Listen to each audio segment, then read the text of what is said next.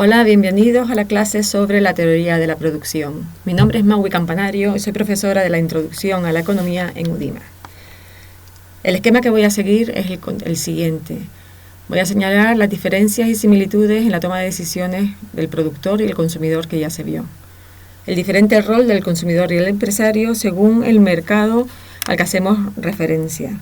Las hipótesis que hay detrás de la teoría de la producción. La importancia del horizonte temporal en la toma de decisiones del empresario, señalando las diferencias que hay entre el corto plazo y el largo plazo. Analizaremos la estructura de costes a corto plazo y a largo plazo y finalizaremos con la distinción entre dos conceptos muy importantes, productividad y rendimiento. La diferencia más evidente con respecto a lo que ya se estudió de la teoría del consumo es que el concepto de utilidad para analizar el comportamiento del consumidor era totalmente subjetiva, mientras que la producción es objetiva. Son datos cuantificables. Dentro de las similitudes destaca la elección. El núcleo de la teoría de la producción lo constituye la elección, al igual que ocurría cuando analizábamos el comportamiento de los consumidores. Ambos, empresarios y consumidores, se enfrentan a disyuntiva, ya que los recursos que se disponen son escasos. En el caso del empresario tiene que decidir qué bienes producir, qué cantidades y cómo combinar los diferentes factores de producción. Ambos, empresario y consumidor, buscan maximizar. En el caso del consumidor era maximizar la utilidad de su consumo, el caso del empresario será maximizar su beneficio. Cuando se habla de la producción intervienen dos mercados. Por un lado el mercado de factores productivos necesarios para producir y por otro el mercado final de bienes y servicios. En el mercado de factores productivos, donde se compran o venden factores de producción, el consumidor forma parte de la oferta de este mercado, ya que ofrece su capacidad intelectual, mano de obra, conocimientos o habilidades para desempeñar un trabajo a cambio de unos ingresos. El productor forma parte de la demanda en el mercado de factores productivos, ya que necesita factores productivos para llevar a buen término su producción. Acude al mercado a demandarlos. Con los ingresos de la venta, pagará a los factores productivos que han intervenido en esa producción. Por otro lado está el mercado propiamente dicho de bienes y servicios finales, donde el productor o empresario es el que ofrece y pone a disposición del público los productos que ha elaborado, y el consumidor es quien demanda estos bienes y servicios finales. Está en disposición de comprar. En esta presentación vamos a estudiar el comportamiento del empresario y la teoría de la producción. Para ello vamos a simplificar los factores de producción, que sabemos que son factor capital, factor tierra y factor trabajo, en dos únicos factores de producción, capital y trabajo. En el proceso de producción las empresas van a transformar los factores de producción en productos. La relación matemática que describe esta relación entre los factores utilizados y la producción obtenida es la llamada función de producción, que gráficamente se ve aquí. Q, cantidad producida, está en función de los dos factores de producción que vamos a tener en cuenta, capital y trabajo. La producción es la transformación de una materia prima por el trabajo del hombre a fin de hacerla más apta para la satisfacción de necesidades humanas.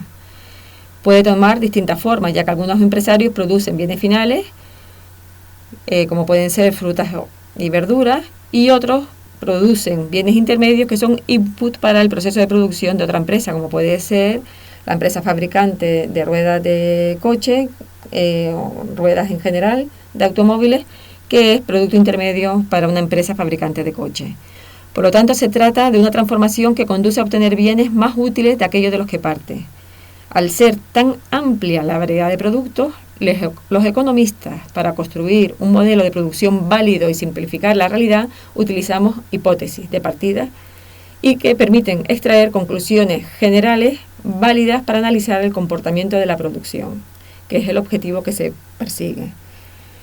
De aquí que ahora pasemos a analizar cuáles son las hipótesis que hay detrás de la función de producción. Estos son como verdades que simplifican la realidad y permiten extraer conclusiones generales del comportamiento del productor.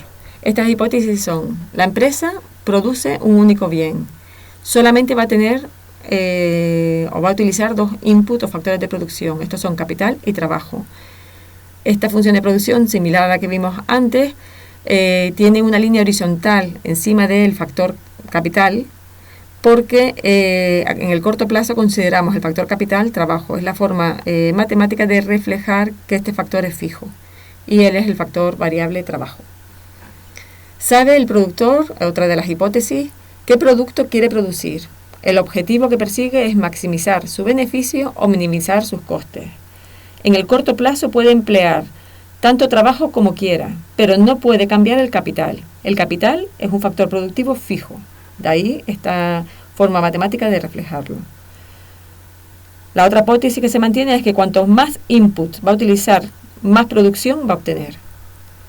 La función de producción de una empresa que mantiene el factor de producción capital fijo va a mostrar siempre rendimientos marginales decrecientes respecto al trabajo. Esto significa que contratar a un trabajador más va a generar menos producción que la anterior. Y por último, la empresa puede comprar tantos inputs de capital y trabajo como desee, pero los precios son constantes y se conocen. Esta es como la condición ceteris paribus de la función de la producción. Los precios de los factores de producción son constantes, no varían a lo largo del estudio. La producción es una variable flujo, por lo tanto es imprescindible para hablar de ella delimitarla en el tiempo o el horizonte temporal del estudio, corto plazo y largo plazo. Fue Marshall quien hizo la distinción entre el corto y el largo plazo. Esta distinción consiste en que en el corto plazo algunos de los factores de producción a los que se enfrenta la empresa son fijos y por tanto no puede el empresario cancelar la relación contractual que ya ha adquirido.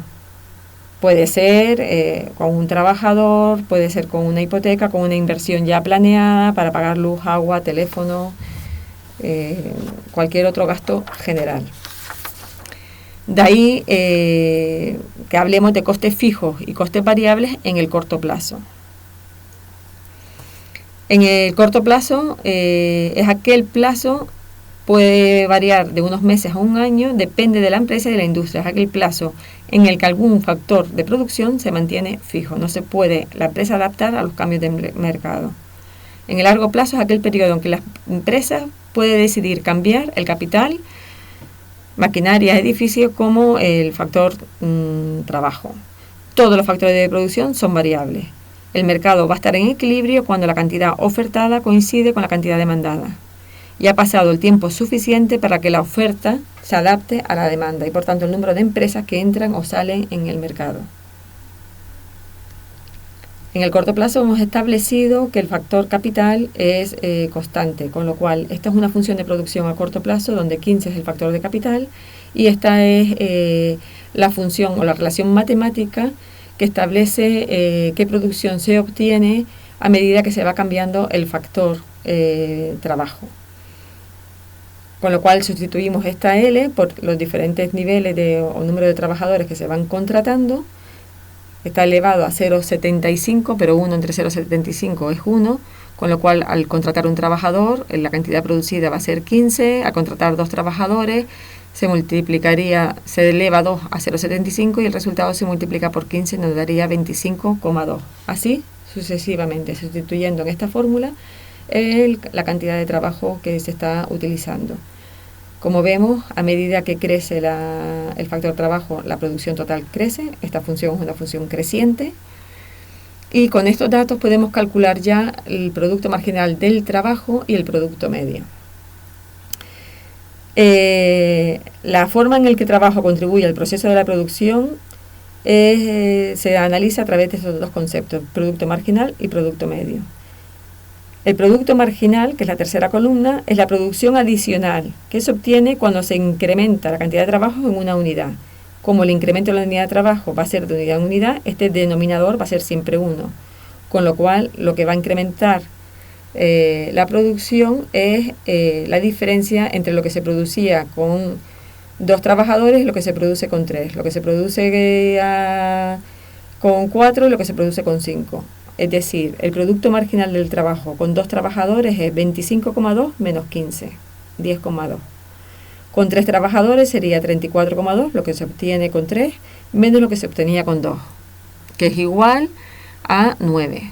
Y así sucesivamente. Con 10 trabajadores, el producto marginal sería 84,4 menos 77,9, igual a 6,4. El producto medio se obtiene dividiendo esta producción total entre el número de trabajadores que han participado en esta producción. Es una división. Con un trabajador, la producción total es 15, que coincide con el producto medio. 15 entre 1, 15. Con 10 trabajadores, 84,4 entre 10 es igual a 8,4. La forma más fácil de ver la función de producción a corto plazo, como se suele utilizar mucho en economía, es a través de los gráficos. Utilizando los datos anteriores, aquí está la función matemática, que el K es el factor de producción fijo. La función de producción a corto plazo es una función creciente de este tipo, donde va creciendo la producción cuando el número de trabajadores va creciendo, manteniendo fijo el capital. La función de producción lo que nos permite es combinar los diferentes factores en diferentes proporciones para obtener un producto de muchas formas. Las curvas de producto marginal y producto medio están relacionadas entre sí. Cuando el producto marginal es mayor al producto medio, el producto medio es creciente. Y cuando el producto marginal es menor, como ocurre aquí en toda la función, la línea azul es producto marginal y el producto medio es la línea roja, cuando el producto marginal es menor que el producto medio es decreciente. Una vez que el empresario ha seleccionado las técnicas eficientes de producción, tendrá que decidir qué combinaciones de factores utilizar. Esto es, si es intensivo en capital o intensivo en mano de obra. Ello obviamente va a depender de los precios relativos de los factores productivos que, como vimos, son constantes y que conocemos. Si el trabajo es relativamente caro en relación al capital, el empresario va a elegir un proceso de producción más intensivo en capital, ya que siempre va a intentar buscar minimizar sus costes. Los costes totales a los que se enfrenta la empresa en el corto plazo son costes fijos más costes variables. El coste total es aquel desembolso total que tiene que llevar a cabo la empresa para poder producir. El coste variable es el coste que varía con el nivel de producción. A largo plazo, todos los costes a los que se enfrenta la empresa son variables, porque ya vimos que todos los factores de producción los podría variar.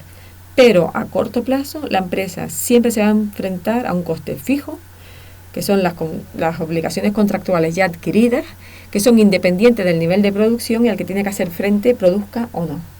Con lo cual, a corto plazo, la empresa va a enfrentarse a un coste fijo o a un coste variable. Conociendo cualquiera dos de estos conceptos, podremos obtener por deducción el otro. Es decir, si conocemos el coste fijo y el coste total, el coste variable sería igual al coste total menos el coste fijo. Este coste fijo pasaría al otro lado de la igualdad con el signo menos.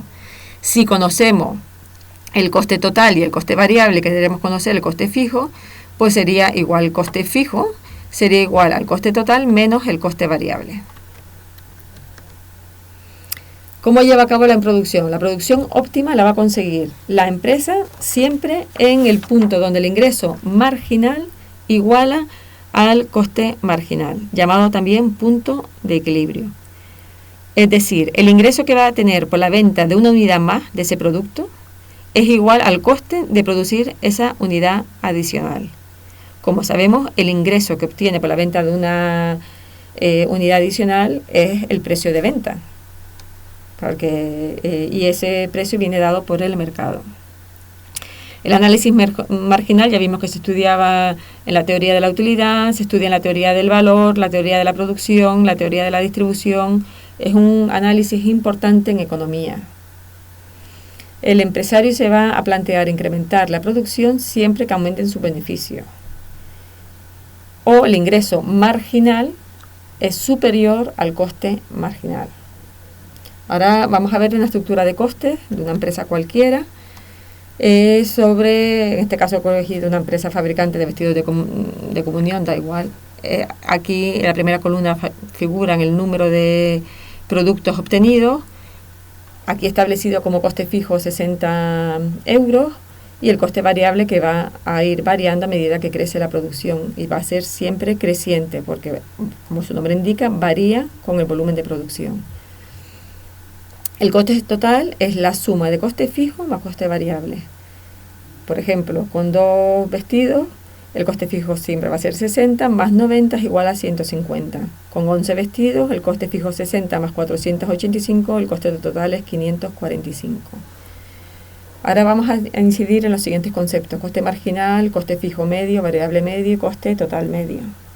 El coste marginal nos dice lo que le cuesta a la empresa incrementar la producción en una unidad adicional.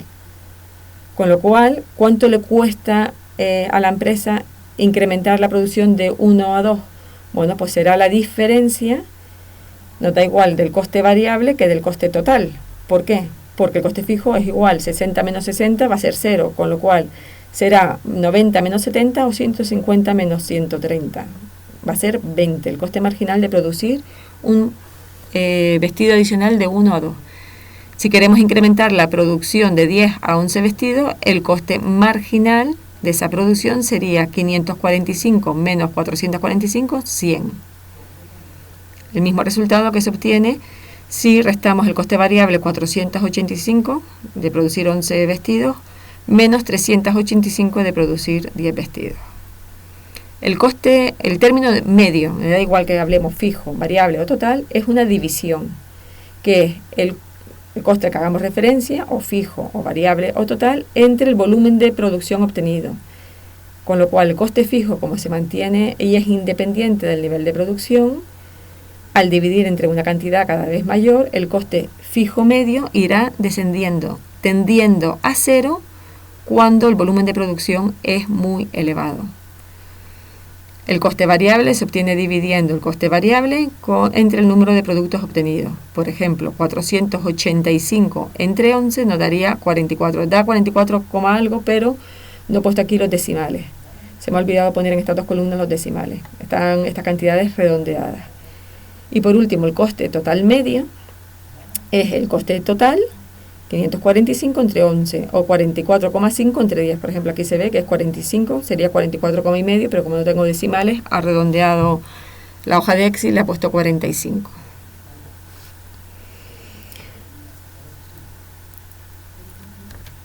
Aquí vamos a ver gráficamente la curva de costes a corto plazo, ya que siempre a través de los gráficos vamos a interpretar mejor la estructura de costes a la que se enfrenta la empresa. Por un lado tenemos una línea horizontal fija, que es el coste fijo, que es independiente del nivel de producción, ¿vale? Con lo cual es una línea horizontal paralela a la cantidad producida, porque se mantiene fijo y en este caso hemos establecido que fuera 60 euros. Estas curvas, me olvidé comentarle que está obtenida de los datos que tenemos aquí. Por otro lado tenemos la curva de costes total, que equivale a la función de producción de la empresa, que es la línea esta amarilla, que como vemos, aunque no produzca nada, la empresa asume un coste fijo de 60, mínimo de 60. Este coste va creciendo a medida que crece la producción. Y por último tenemos el coste variable, que es la línea roja, que parte de 0, porque si la empresa no produce no tiene costes variables, y va creciendo a medida que crece la producción, porque está en función de la producción. La brecha que hay entre el coste total y el coste variable, esta distancia equivale a 60, que es el coste fijo que tenemos aquí. Porque el coste total es la suma del coste variable más el coste fijo. Por eso es como una paralela al coste variable. El coste total irá siempre por encima del coste variable. A continuación vamos a analizar la curva de coste fijo medio, que es la línea roja, que vemos que tiende a 0. Estos son el coste. Aquí está la cantidad producida, tiende a 0 a medida que crece el nivel de producción. Después tenemos la curva de coste marginal, la curva de coste variable medio y la curva de coste total medio. Podemos ver que la curva de coste total medio siempre va a ir por encima de la curva de coste variable medio. La curva de coste marginal corta tanto a la curva variable media como a la curva de costes medios en su punto mínimo. Estamos hablando siempre del corto plazo, aunque uno de los dos factores de producción, en este caso el capital, es fijo. La distancia vertical que separa a la curva de coste total medio y curva de coste variable medio estas dos curvas vemos que va disminuyendo esta distancia vertical. Anteriormente, cuando veíamos el coste total, era paralelo, se mantenían paralelas. Aquí, cuando hablamos de costes medios, la distancia vertical entre el coste total medio y el coste variable va disminuyendo, se van acercando. ¿Por qué? Porque el coste fijo medio va disminuyendo a medida que crece la producción. Esta es se ve mejor, se explica mejor gráficamente. El conocimiento de las curvas de costes a corto plazo es especialmente relevante para las empresas cuya demanda fluctúa en grandes cantidades. Si la empresa se encuentra en una situación cuyo coste marginal es creciente, a partir de aquí, todo esto es creciente, y prevé un crecimiento de la demanda en el futuro, se va a planear incrementar la capacidad de producción, es decir, a largo plazo incrementar el capital para reducir costes. En el corto plazo, la curva de oferta de bienes y servicios es aquella curva coste marginal que está por encima del coste total medio. Esta curva de coste marginal por encima del coste total medio equivale a la oferta de bienes y servicios que ofrece el empresario en el mercado. La producción a largo plazo, recuerdan que establecíamos que tanto el factor capital como el factor trabajo podían variar y que los precios de estos factores son conocidos. Esto es similar al estudio que se hizo con las curvas de indiferencia y la restricción presupuestaria, la recta de balance. Este estudio es similar. La curva isocuanta nos dice la forma de combinar estos dos factores, capital y trabajo, en la que la empresa obtiene la misma cantidad de producto. A medida que nos alejamos del origen de ordenada, del cruce del factor capital y del factor trabajo, la cantidad producida va a crecer. Como veíamos, es una también de las hipótesis de partida. A medida que crecen los factores de producción, la cantidad producida crecerá. Y por otro lado tenemos la tangente a esta curva, que es el óptimo de producción, que se llama recta isocoste.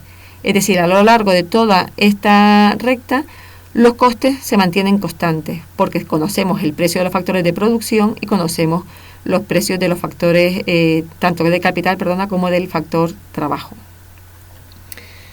Uniendo estos puntos medios a los diferentes niveles de producción, se obtiene la dimensión óptima de la empresa a largo plazo.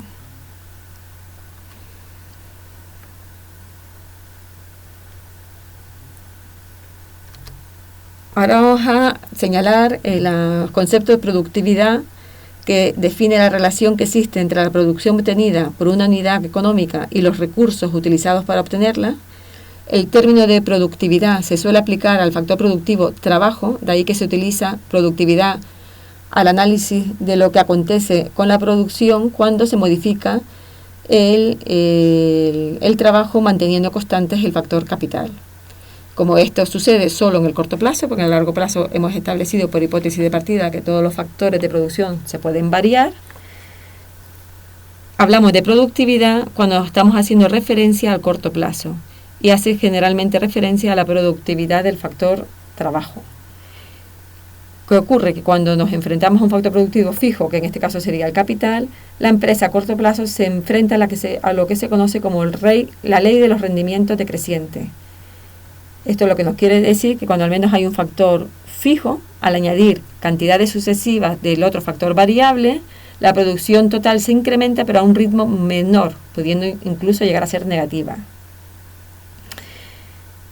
Es decir, los aumentos de factor variable, de contratar a un trabajador adicional más, conllevan a incrementos de la producción inferiores a los que se obtendría de cada factor individualmente. Es decir, supongan una cafetería donde hay un trabajador y una maquinaria.